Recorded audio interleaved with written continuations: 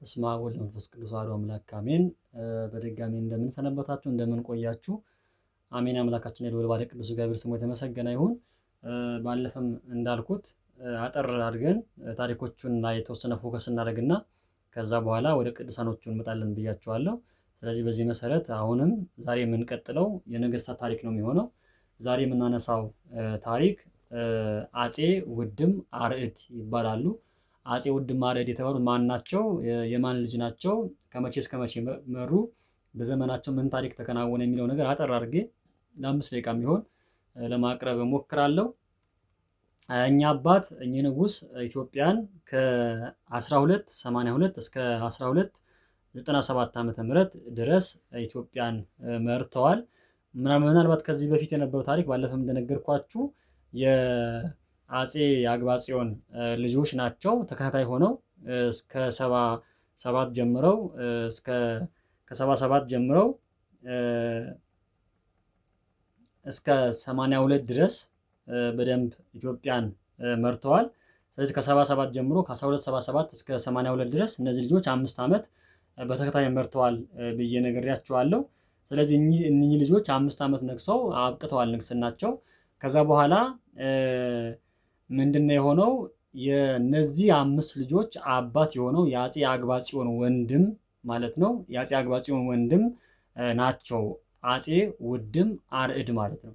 በነገራችን ስማቸው ትንሽ እንትን የአግባጽዮን እንደዚህ ጽዮን እንደዚህ እንትና ውድም አርዕድ ሰይፈ አርዕድ እንደዚህ ነው ስማቸው። የዛ ጊዜ እንዳሁኑ ጊዜ ስማችን ዳንኤል ምናምን ወይም ደግሞ ቁምላቸው እንትናቸው ምናምን የሚባል ነገር የላቸውም፣ አይታወቅም በዛ ጊዜ ስማቸው እንደዚህ እና ስለዚህ ስማቸው ከጽዮን ጋር የተያዘ ከማርያም ጋር የተያዘ ነው የሚጠራው ማለት ነው። በነገራችን ላይ እና ከቦታዎች ጋር የተያዘ ነገር ነው የሚጠራላቸው እና በዛ መሰረት ነበረ። ስለዚህ እኛ አባት ውድም አርዕድ ይባላሉ። ውድም አርዕድ ማለት የአፄ ይኩኖ አምላክ ልጅ ናቸው ወይም ደግሞ የአፄ አግባጽዮን ወንድም ናቸው ማለት ነው። ወንድም ናቸው።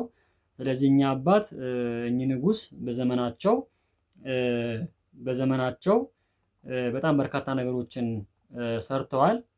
በተለይ ኢትዮጵያን ለ15 ዓመታት በተለይ በጦርነት ያሳለፉት ነው የሚባለው። በጦርነት አሳልፈዋል። በጣም ጦርነት የነበረበት ዘመን ነው ይህ ዘመን።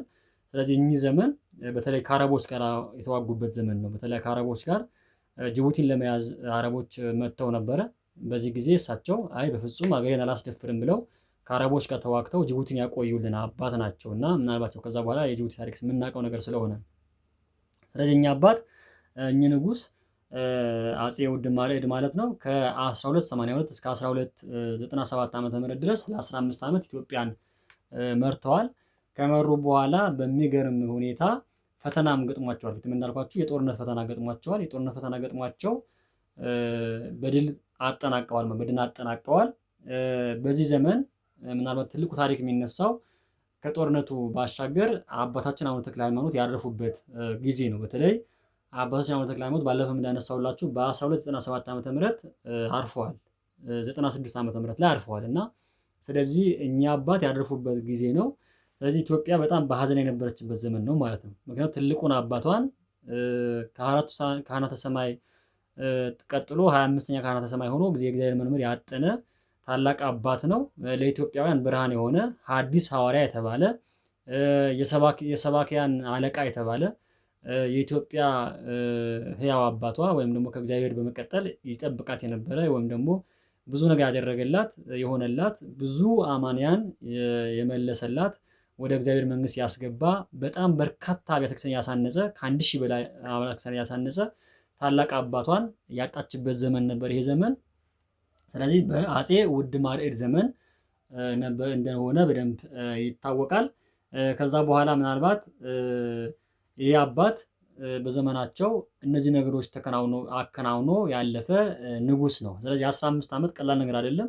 15 ዓመት ሲነግስ ያው እንደነገርኳችሁ ብዙ ነገሮች ያደረገ ታላቅ አባት እንደሆነ በተለይ አቡነ ተክለ ሃይማኖትን በማገዝም ረገድ ግንባር ቀደም ሚና የነበረው አባት ነው እና ንጉስ ነው። ስለዚህ ይህ ንጉስ በተለይ ከአረቦቹ ጋራ ያደረገው ጦርነት ጅቡቲን ለማስመለስ እና ጅቡቲን ሊቆጣጠሩ ሲመጡ ያደረገው ጦርነት በጣም ትልቅ ነው። ስለዚህ ዘመኑ የጦርነት ዘመን እንደነበረ ገድሉ በደንብ ታሪኩ በደንብ ይነግረናል። ስለዚህ ይሄ አባት ይሄ ንጉስ ለኢትዮጵያ ትልቅ ባለውለታ የነበረ እስከ አጼ ምኒልክ ድረስ ጅቡቲ በእኛ ስር እንደነበረች ይታወቃል። ከዛ በኋላ ለፈረንሳዮች ተሽጣ ያው ለ100 ዓመት ተሽጣ ያው አሁን እስካሁን ድረስ ሀገርነት እውቅና አግኝታ ያው እየኖረች ያለች ሀገር ናት። የኛ ግዛት የነበረች ናት እስከ ድሮ ጊዜ እስከ ተወሰነ ጊዜ ድረስ ማለት ነው። የሚታወቅ ነገር ስለዚህ በዚህ ዘመን አረቦች እንደዚህ ሙከራ አድርገው እንደነበረ ለመውሰድ ማለት ነው። ግን እንዳልተሳካላቸው ይሄ ንጉስ ተዋግቶ አሸንፎ ኢትዮጵያን ዳር ድንበሯን እንዳስከበረ ታሪኩ በደንብ የሚነገር ስለሆነ ይሄ ነው። የኢትዮጵያ ነገስታት በዚህ ሁኔታ ነው የሚታወቁት ማለት ነው። ሀገራቸውን አያስደፍሩም፣ እምነታቸውን አያስደፍሩም፣ ቤተክርስቲያንን አያስደፍሩም። የጠላት ወራሪ ሲመጣ ሆ ብለው ወጥተው በጸሎትም በጦርነትም ተዋግተው የሚያሸንፉ ድል የሚያደርጉ ነገስታት የነበሩበት ሀገር እንደነበረ በደንብ እንድናስተውለው ያስፈልጋል። ስለዚህ አሁንም እንደዚህ አይነት አባቶችና ነገስታት እንፈልጋለን። ዘመኑ በጣም የከፋበት ዘመን ነው። ያው የምናውቀው ነገር ስለሆነ ዛሬ ያለንበት ነገር በደንብ ይታወቃል። ግን ፈጣሪ ደግሞ የዛ ጊዜ የነበሩ አባቶች አይነት ነገስታት አይነት ነገር እንዲያመጣልን በጸሎትም መስጋት ያስፈልጋል ማለት ነው። ስለዚህ ይሄ ነው የዛሬ ታሪኬ አጠር አድርጌ ለማቅረብ የሞከርኩት። አጼ ውድም አርዕድ ወይም ደግሞ የማን ልጅ? የአጼ ይኩኖ አምላክ ልጅ። የማን ወንድም? የአጼ የአግባጽዮን ወንድማቸው የነበሩት ታላቁ በጣም ጎበዙ አረቦችን ያሸነፉት አባት አጼ ውድም አርዕድ እንደነበሩ ለማስታወስ ያህል ነው። አምላካችን አነሳስቶ ላስጀመረን አስጀምሮ ስላስፈጸመ ስሙ የተመሰገነ የከበረ ይሁንልን። ይቆየን።